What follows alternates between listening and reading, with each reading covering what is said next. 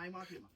ဒီနေ့မင်းတို့နိုင်လို့တော့ငါတညာလုံးလေးချင်တာမစောမင်းမရအောင် ဒီဝယ်တာအမောင်နည်းနည်းများသွားလို့ကျွန်တော်ပြောတယ် double 0မစော့တော့ဘူးလို့ပြောတာမရဘူးတင်းတန်ကြီးစိန်ခေါ်နေတာ မရဘူးလေကိုကြီးကဒီနေ့နိုင်မှဖြစ်မှာ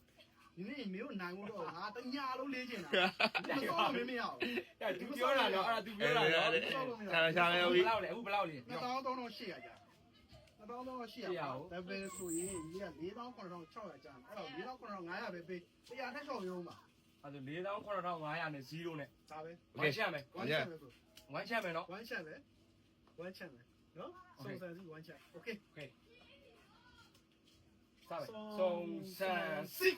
လေးကျင်လာလေးကျင်လာစုံစမ်းစစ် oh